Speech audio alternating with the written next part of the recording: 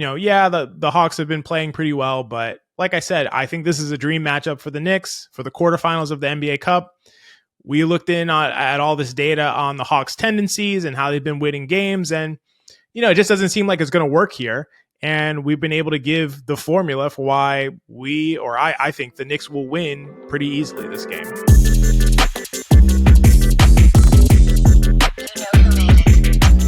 This is Hot Hand Theory. This is a podcast where we talk about the NBA and break things down from an analytical perspective.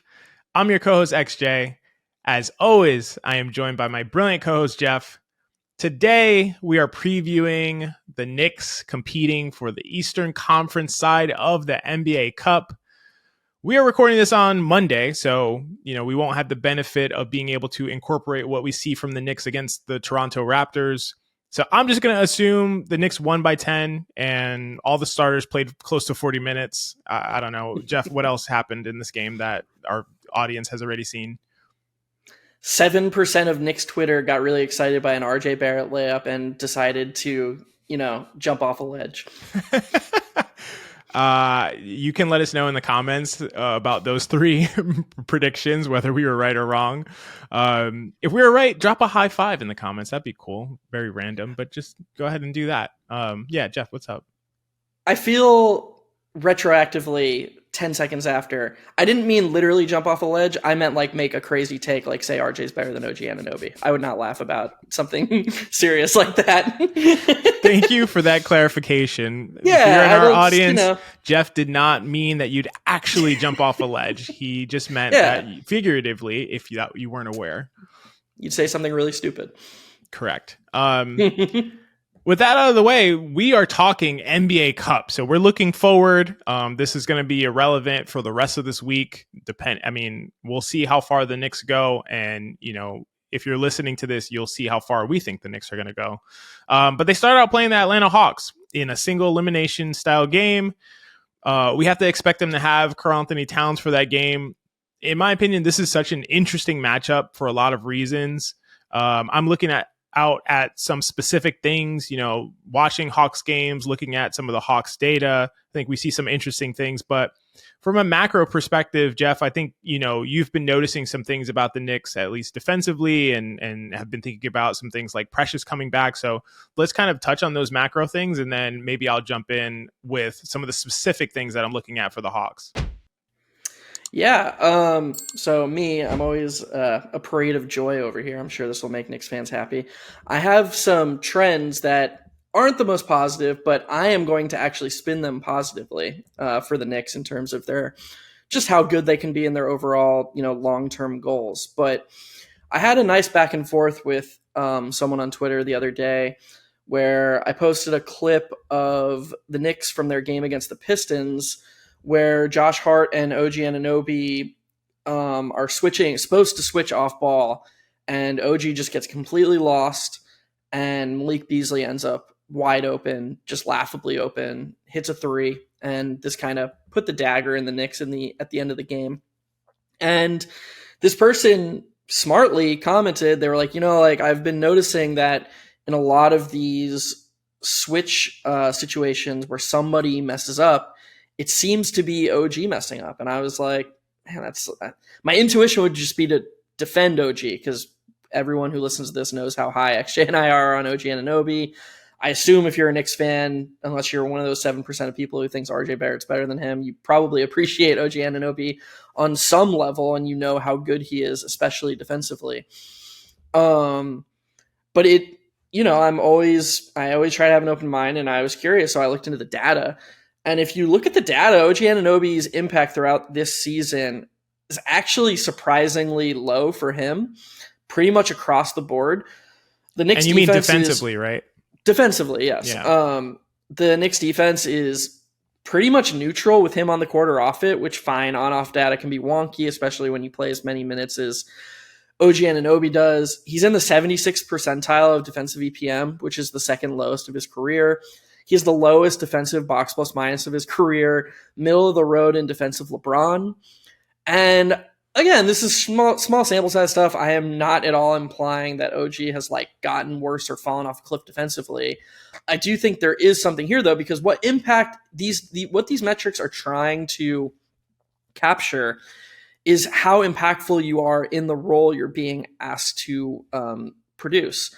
And I think that's so important here because I think that is why OG seems like a lesser version of himself defensively.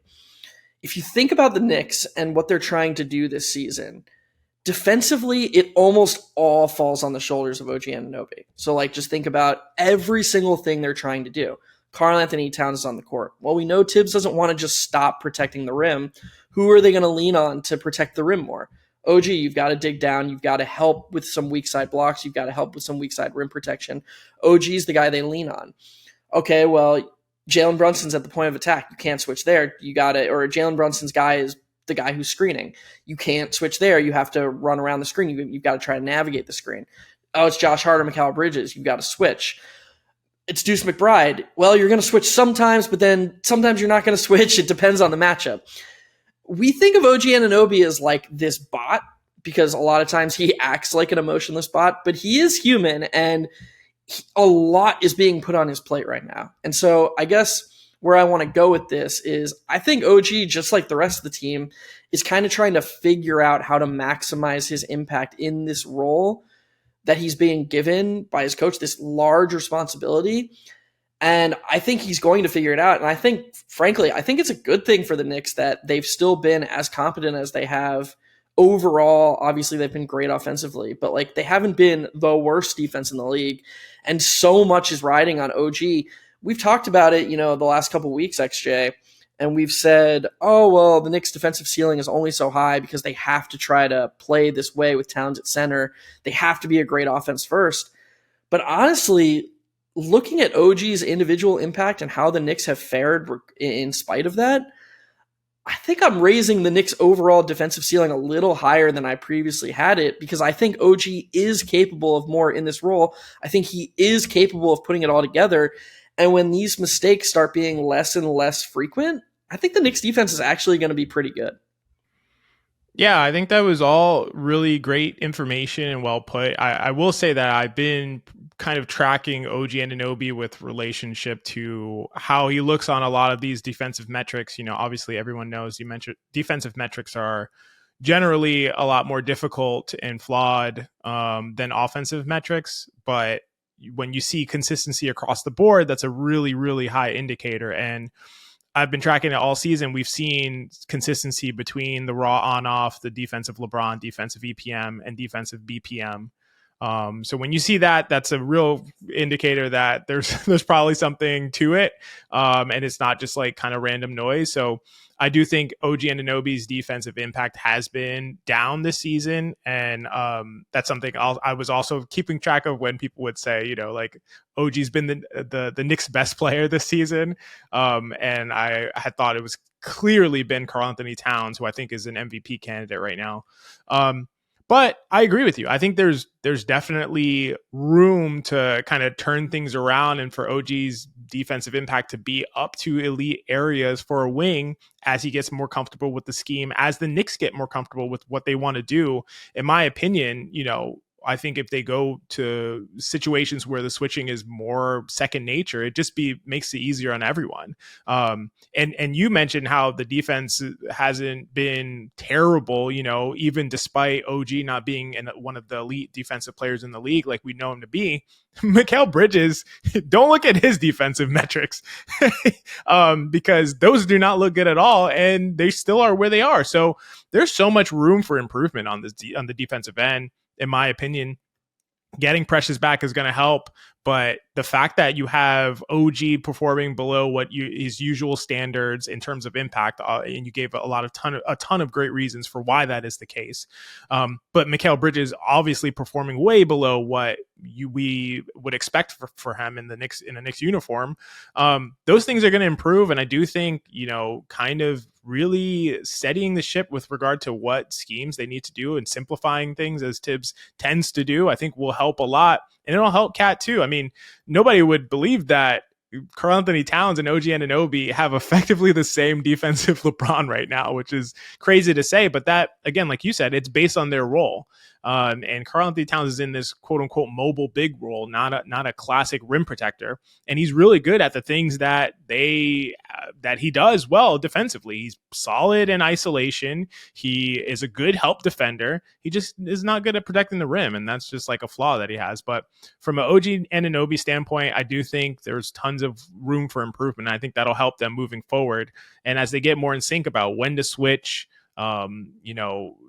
when to play in these other kinds of schematic approaches, I think that things will just really improve defensively. So I think I agree with basically all of your assessment. I think they have a ton of defensive upside.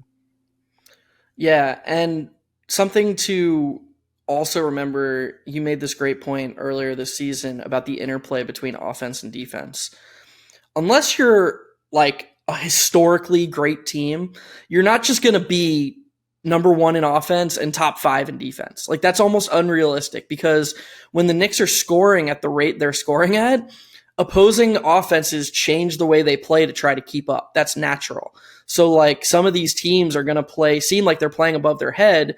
And you're probably thinking to yourself when you watch, oh man, the Knicks are getting unlucky. There are luck factors that go into it, but for the most part, it's teams being like, holy shit, we got to keep up with this juggernaut offense. That is going to inflate the Knicks defense in a way that might not actually be reflective of what their defense actually is. And so if the Knicks, leveled off at like 12th or 14th, that would be really, really good, because it would mean they're consistently winning games by a good margin. And this is with these teams playing this optimized strategy against their really, really good offense. That would mean their defense is probably even better than that in a vacuum. Yeah, I totally agree with that. And I think we'll see some of this stuff start to iron out as we see them play more games. And looking forward at this Hawks game, I really do think, and we kind of talked about this a little bit before we started the pod, we may have different perspectives here. I think that this is a perfect matchup for the Knicks, honestly, on both ends of the court. Defensively, just because we are talking about that, the Hawks are really relying on Trae to like create for them, but his shooting's been terrible this season. I don't think people realize that he's shooting the worst that he ever has in his entire career. 31% from 3 this season, and that's why the Hawks basically offensively are very down relative to what you would expect for them. And in a weird way, the Atlanta Hawks are kind of just a defensive team. Like it's so weird to say about a team with Trae Young on it, but the Hawks are 8-5 in their last 13 games. They're posting a 112.1 offensive rating in those 13 games, which would be 21st in the league. So they're 21st in the league in offense during a 13-game stretch, but 8-5. How? They're posting a 112.0 defensive rating, which would be 10th in the league during that time. Like, this is not what we would expect from the Atlanta Hawks, driven by a heliocentric Trae Young offense. And he's as heliocentric as ever. He has a 46% assist percentage, which I think leads the entire NBA and is the highest of his career. And this is a guy, I'm talking about Trae Young. He has the highest assist percentage currently of his entire career. That should tell you about how heliocentric he is on the offensive side of the ball. But they're really being carried by their defense. I'm not sure that I buy how they're doing it, and I definitely don't buy that it's going to work against the New York Knicks. Over that stretch of time, they've given up a ton of threes. They give up the second most threes to opponents in terms of percentage of the opponent's shots. But opponents are also hitting those threes at the highest rate in the league at 39%. So it's not like they're getting a bunch of good shooting luck or anything like that, but they're just giving up so many threes. And they also give up a good amount of shots at the rim, even though they technically guard those shots relatively well, but they give up a ton of shots at the rim too. So in my opinion, this is a super exploitable matchup for the Knicks. If the Hawks are going to give the Knicks threes, I don't think they're going to survive. This is not an average 3-point shooting team in the league. This is one of the elite 3-point shooting teams of the last 5 years. I think that they have the capacity to be that, especially with how OG is shooting, with how Towns is shooting, with Jalen Brunson can do, with how Josh Hart has been shooting, which he's shooting like 47% from 3 over the last 10 games or so.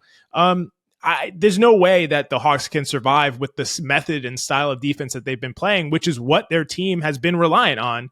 And Furthermore, I don't think they can possibly play a switch heavy style with Trae on the court, which is the only, as we know right now, is the only weakness that we've ever seen that could work against this Knicks offense.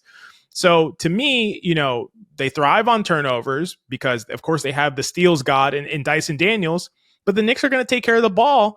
And they won't try. I mean, I'm going to say this, and maybe I'll sound stupid. They won't try to go one-on-one at Dyson Daniels with like Jalen Brunson. Instead, this is an opportunity for a guy like Josh Hart to really run pick and rolls with Karl-Anthony Towns. You put Dyson Daniels over on Jalen Brunson. He's stuck in the corner. He's not even part of the defense. Not sure how this Hawks team can possibly stop the Knicks, and they don't score at a high enough rate to keep up with them. So to me, this is a perfect matchup for them. Yeah, it's funny if you look at their last game, the Knicks basically got nixed. Like, I was like, oh, like they must have had poor shooting luck. And it's like, oh no, they were 22 of 47 from three in that game and shot 47% from three. How the hell did they lose? And then you look and the Hawks had 9 more offensive rebounds and 7 fewer turnovers. So 16 extra possessions. And that's how you win the game. That's going to be the key to the game against the Hawks. You can't let yourself get nixed if you shoot that well, because look, XJ is right. They are going to get a lot of good looks. I would argue that 22 of 47 from three is probably on the high end of outcome expectations. Like, I don't know how much better you can expect a team to shoot than that on that high volume. So they've already proven that they can beat the Knicks, even if they do go lights out. It's going to take a little bit more than that. I love the point you brought up about Josh Hart initiating, because it removes Dyson Daniels from the equation. I think Daniels single-handedly has the ability to muck up a game. And if Brunson overdoes it offensively and he doesn't get into a rhythm and he's not able to create the advantages, but he's like trying to win the matchup, trying to prove that like he can take this elite defender, that has the chance to mess up the rhythm of the rest of the guys. I do think this is a chance for Hart and Bridges.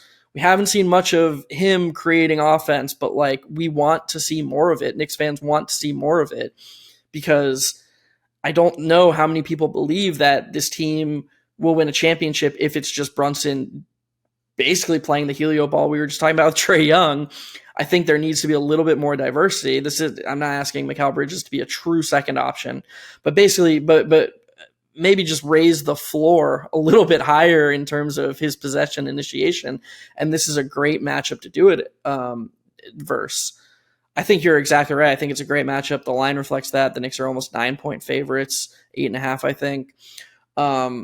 The one concern I really have is just Daniels on Brunson. That would be it from the Knicks perspective. It's just like, I do think Dyson Daniels can throw a wrench into whatever plans the Knicks have. Yeah, I definitely think so. I think the Knicks could approach this game in a way that makes them way more susceptible to losing. And that would be Jalen Brunson running his usual offense. If they end up getting switches, like if the Hawks are pre-switching and keeping Trae out of the action, and then it just ends up being a lot of Brunson ISOs on Dyson Daniels. Brunson's been elite as an isolation player this season. So, he has been back in true form, but that's not the guy you're going to do that with. It's just not. And so that's just not a good approach. But, and really anyone, if Karl-Anthony Towns gets switched on to Daniels, he can definitely post him up, but the guy has such quick hands that, if you sleep for a second with the ball, it's gone, and they're gone the other way. And that's where a lot of their offense is generated from. But I think if the Knicks approach this in a smart way, I don't really see a way that the Hawks can win without like really, really, really amazing shooting luck. And I think to the point about the Pistons game and the Knicks losing that game despite shooting so well from three, they got destroyed on the boards. Like they without Karl-Anthony Towns, who is their best rebounder, obviously one of the best defensive rebounders in the game, but also an excellent offensive rebounder. The Pistons could kind of be like, yeah, go ahead, shoot 22 of 47 from three, and we'll get all the rebounds, so you won't get any extra shots. And we will also really fight you for offensive rebounds. So you can lose games that way. But I think with Karl-Anthony Towns, that really shores up that aspect of the game, because Towns is not only your best shooter, and your best offensive hub along with Jalen Brunson. And in a game where you have Dyson Daniels on the other end, he is your best offensive hub. but also he's your best rebounder on both ends of the court. So to me, that changes the whole dynamic. And I don't really think there's a chance of losing. If the Knicks go 22 of 47 from three against the Hawks, I think they win by 20 points. I don't think there's like much of anything that can happen on the other end. Yeah. Especially because it's pretty unlikely that Shea goes 6 of 10 from three again. Has he made 6 threes since that outburst? be interesting to look at. I actually did a fun show with a Hawks guy, and after that game, and we talked about. We didn't even mention his shooting. Like we were both like, all right, like let's talk about the things he did that maybe we could see him doing in a month. And I feel like that podcast has aged really well because it was like, yeah, it's just I don't think Shea is bad or like is going to be bad. I just think that right now he's not a 6 of 10 from three in a game 3-point shooter, which is I don't think unreasonable. He made 17 threes since he went 6 of 10 across the last like month. Yeah, like 13 games or something. Yeah, something like that. Yeah. One thing that'll help with the rebounding, I think, and I think he showed it against Detroit, is I assume Precious Achiuwa is going to get all of the backup center minutes. I think Sims is. Do you think he'll play with Sims at all? I think Precious is going to get the first chance, and I don't think he'll relinquish it. So I think it's probably going to be heavy Precious. Maybe we see Sims for a couple minutes, but not really. I was just thinking maybe with how Tibbs has been rotating with Towns and Hart being the first subs off the court, that it might be for Sims and Deuce, and then Precious might come in for OG at the end of the quarter. And then the bench unit might be Deuce, Payne, Bridges, Precious, Sims. If Payne is back, I'm not sure. Yeah, maybe. Sorry. But I don't know if that really makes sense against this Hawks team, to be honest. But I mean, I don't think it makes sense against anybody. I'm not pitching it because it makes sense. Yeah. Oh no, it doesn't make sense. How Tibbs wouldn't do that? Like what? No, I just think that that's how he'll rotate. I don't. I mean, it would be nice if Precious was the guy who came in for Towns, and then Towns came back in for OG, and they cross up that way. Yeah, and then Precious played like 25 minutes off the bench. 14 to whatever to 12 to 16 minutes with Towns and. Without Towns, and then 9, 11, 12 minutes with Towns or whatever. I'm just not 100% sure he's going to dive right into that. That doesn't seem to be how Tibbs operates, but I'm willing to be proven wrong. No, you're right. I think it's encouraging that Precious has only played 2 games and has averaged 20. Well, we don't know how he played those most recent game, but in his first 2 games, he averaged 20 minutes per game. So, that is close to what he's played throughout his career. That's a lot of minutes for him. So I think and they typically really ramp guys up when they come back. Obviously, we saw Deuce McBride come back and then kind of get ramped up. He wasn't playing nearly as much as he's been playing since he came back from his injury. So I think that's a good sign for Precious usage and it just in terms of minutes per game. But yeah, I agree. We'll see. And I think the way that you described it with his minutes next to Towns and then his minutes alone at the 5 would make the most sense specifically against this Hawks team. Who is not like a crazy rebounding team.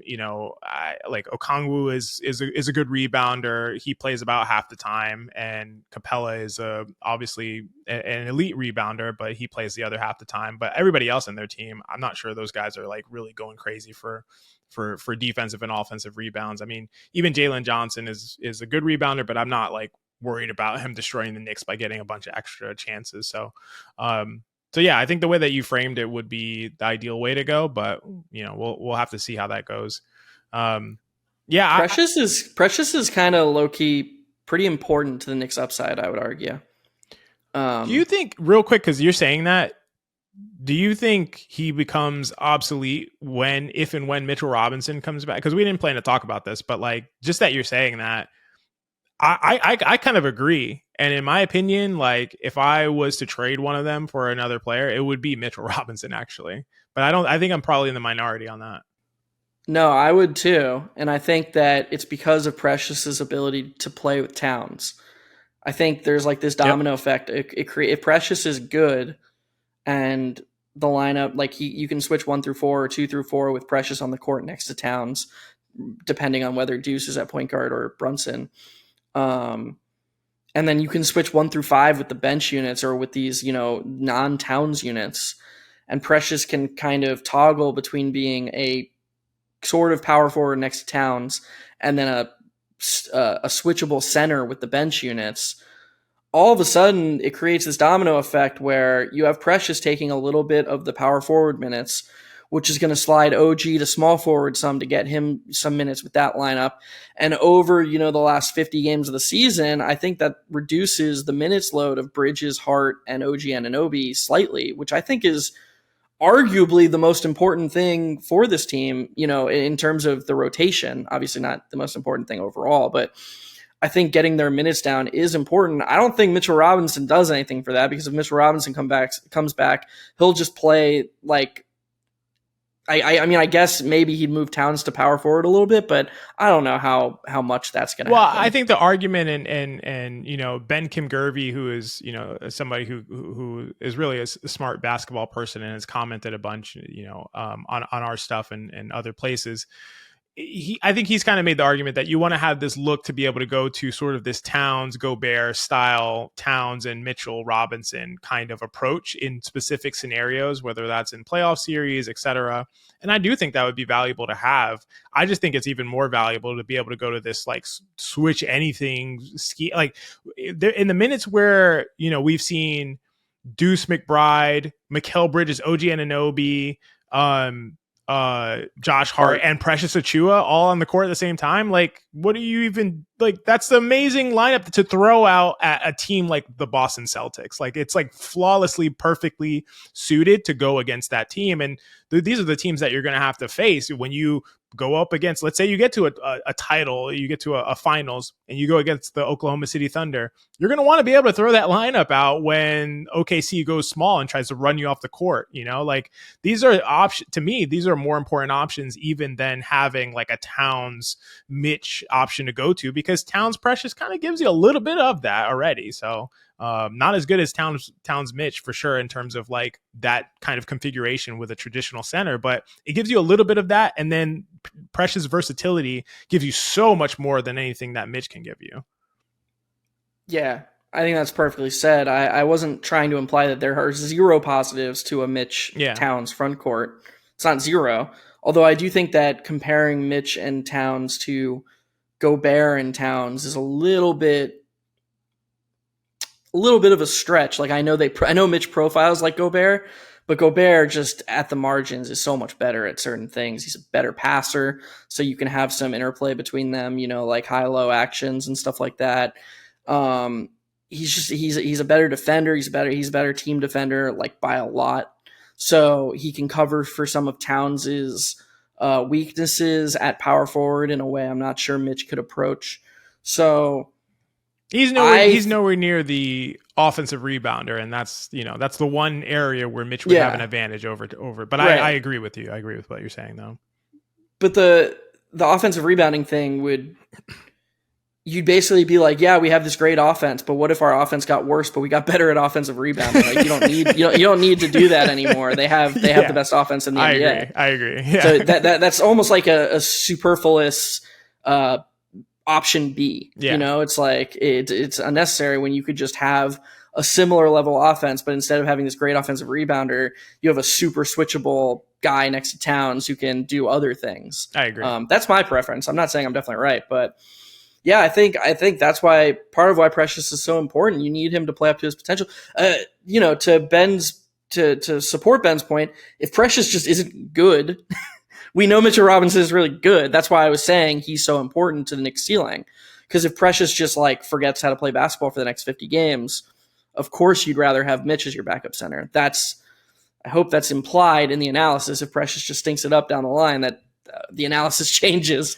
I think you can't. I mean, because that also goes for Mitch. Mitch has been out for a long time, man, and Mitch only played 31 games last year, regular season games, and then whatever he played in the playoffs. And this is a lot of time missed. Like we can't just for sure know, Mitch is going to come back and be be excellent and be Mitchell Robinson? Like, we have no clue at this point. So it also goes for Mitch too, not just with health, but like, is he still good? Is his mobility there? Like, we've seen this downfall of Joel Embiid from a mobility standpoint. He's still going to be excellent because he's that talented, but Mitchell Robinson is not going to be good without his mobility. Yeah, they do need one of them. Like, yeah. Moving forward, they do need one of them to be playable and to be viable and to be able to play with Towns, because you can't just have Bridges, Hart, and OG playing. I mean, I don't even want to look at what percentage of the non-garbage time minutes they're playing. It's getting laughable at this point. Like, they're leading. They're a really good team that has had multiple blowout victories. Yeah. And they're still leading those three are leading the NBA in raw minutes per game for like the last month. And that's not even adjusting for garbage time. If you adjust for garbage time, I assume they're just blowing everyone out of the water. Maybe Fox is third. Maybe they're first, second, and fourth. But it's like across the last month, they're first, second, and fourth in raw minutes per game.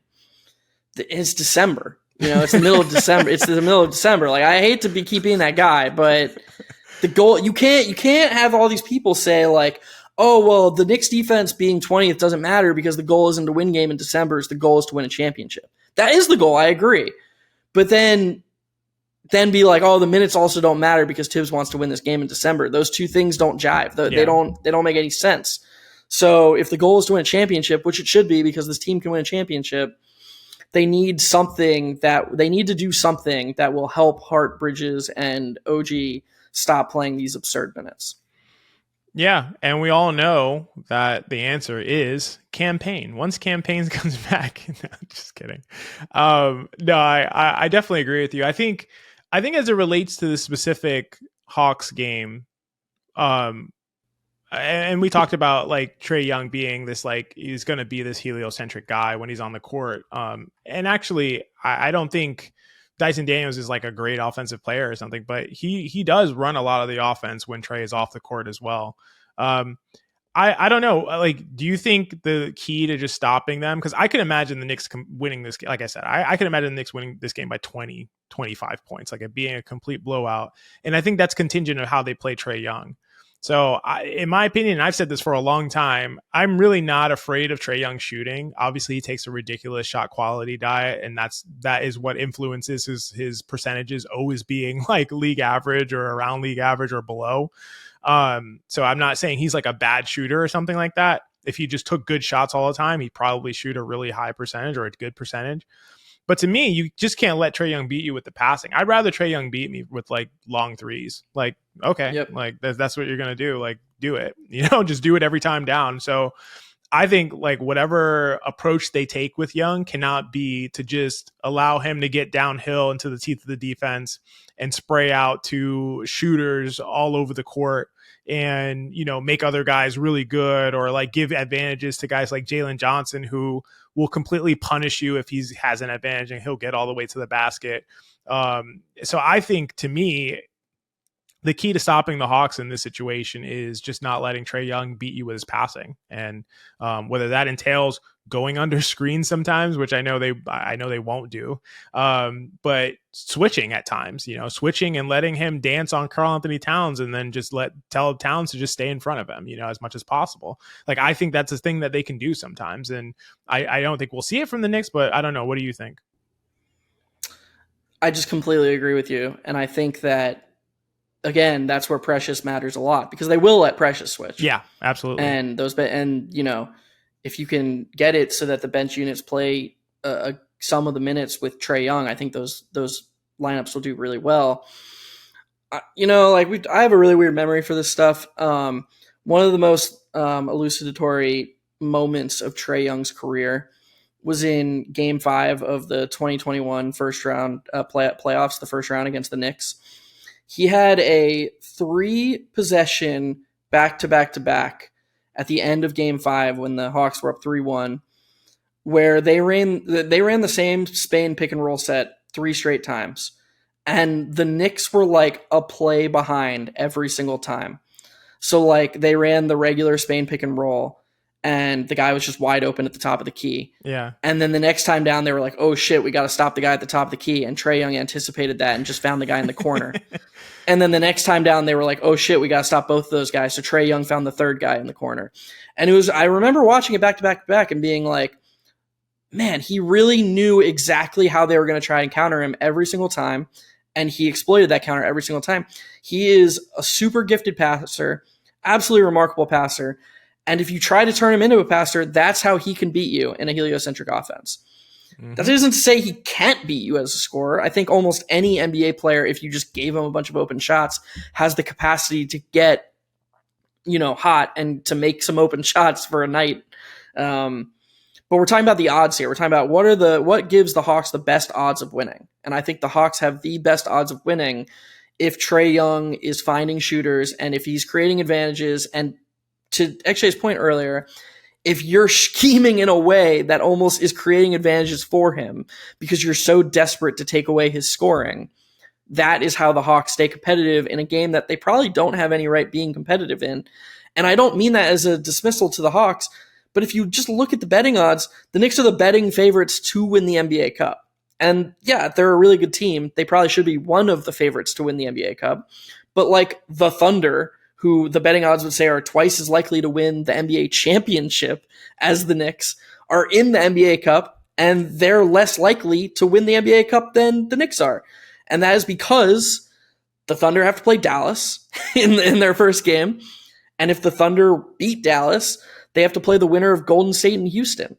Whereas the odds makers do not feel that the teams the Knicks play have nearly the chance of upsetting them before they get to the finals that, the teams the Thunder do. And I think that matters in this analysis. The Knicks should win this game, and they should do the things that give them the best chance of winning the game, or do the things that give the Hawks the smallest chance of winning the game, which it's the same thing. But, I'm just trying to highlight the point that I was just saying. The Hawks have the best chance of winning this game if Trae Young is a distributor and if Trae Young is getting all of his teammates in rhythm. And so the Knicks should do whatever they can to disrupt that and prevent that from happening. Yeah, it's so interesting to me from a kind of coaching standpoint, or like the approach of NBA coaches in terms of stopping a guy from scoring, and the heliocentric guys, we need to slow down their scoring. And I mentioned this to you, it feels like the really elite guys, the Jokic's, the Lukas, and a slight tier below them, like the Trae Youngs. These guys are just better at setting up their teammates than they are at scoring. They just have figured out the scoring feels secondary. They're like, well, I can literally make any pass. I can anticipate everything you're going to do defensively. Like you said, that amazing memory, pulling back that 3-play sequence or 3-possession sequence that you described, where Trae Young's just ahead of the game across the board. These guys are so smart. They're so skilled at passing. They know everything you're trying to do, everything you're trying to take away, every way that you're going to adjust to everything that they did on the previous play. And then they're just like, oh yeah, I should probably be able to just score every time too, in case they just try to stop me, in case they try to let me score and let me be a scorer. So to me, you got to stop the passing first. If I look at Trae Young, it's clear what his gift is. Let me just share some of his data from B-Ball Index. Passing versatility, the versatility of his passes that he can make, 93rd percentile. Passing creation volume, so how much he passes and sets up his teammates, 100th percentile, which is obvious given his assist percentage that I shared. Passing creation quality, which is how good those looks that he's getting for his teammates are, 99th percentile, one of the best in the entire NBA. Lob creation rate, which we know he gets into the teeth of the defense, makes you make a decision between his floater, a lob, and a shooter in the corner, 99.8th percentile. So basically one of the best, if not the best, lob creator in the entire league. His gift is passing. It's very clear. He's not anywhere near this on any level of shooting, even from range shooting. This guy is one of the most gifted passers in the league. That's what you stop if you want to stop the Hawks. You stop his passing, let him beat you in whatever way he wants to as a shooter and scorer. And then you just exploit them on the other end in a lot of different ways that you can, because they'll allow you to take a bunch of threes. And to me, this is a cakewalk for the Knicks, and they should really, really dominate this game. I just want to give one last shout out to a Hawk, and that's DeAndre Hunter, who's been great since he's returned from injury offensively. He's shooting the lights out. And he's someone the Knicks have always kind of struggled with, honestly. Like when the Hawks had these more offensive heavy lineups in the past, and Hunter was a part of the starting lineup, and they would go like, Trae Young, DeJounte Hunter, Bogdan Bogdanovic, these types. The Knicks would always try to hide Brunson on DeAndre Hunter, and Hunter would just shoot over him. I don't know if he's going to have that same benefit in this matchup, but nonetheless, he's someone that the Knicks need to look out for because he has been just scoring in droves off the bench. That's important, I think, in terms of the non-Trae Young minutes, how the Hawks are going to try to score. I think Hunter's someone who they're going to try to leverage. Yeah, I think it's really cool how Hunter's been playing because I think a lot of people were really high on him when he was drafted, and this idea of him as being like a really great, a really great wing stopper, a guy who can also kind of be a 3-and-D plus player. And his defense hasn't been as sharp really throughout his career, but offensively, we're kind of seeing it come around now. And, he's not even shooting well from the mid range particularly, but he's shooting the three well. His free throw shooting is up. And he just seems to be a guy who is able to get buckets now, which is kind of funny to say. He's finishing everything at the rim. So I think that's a great call by you. I think, and I really appreciate how DeAndre Hunter's been playing. And because a lot of people have kind of written him off, he's 27 years old now. So, is taking a little bit of time. But I think if he can continue playing like this, that is a difference maker for the Hawks, along with, obviously on the defensive end, Dyson Daniels, Jalen Johnson, who I think is, has a potential to in the future. I don't think he'll be as good as Trae Young, obviously, but I do think he'll be their clear second best player kind of moving forward as he continues to progress in his game. So they have some upside moving forward, but they're just not at a point where I think that they can compete with this level of Knicks team. I think that's pretty much it. Do you have anything else to add? I think it's cool that we kind of like touched on all of these aspects. Like, the Hawks have been playing pretty well, but like I said, I think this is a dream matchup for the Knicks for the quarterfinals of the NBA Cup. We looked in at all this data on the Hawks' tendencies and how they've been winning games, and it just doesn't seem like it's going to work here. And we've been able to give the formula for why I think the Knicks will win pretty easily this game. So, any last thoughts, Geoff, before we wrap it up? Nothing. I agree with everything you said. It was well heard by me.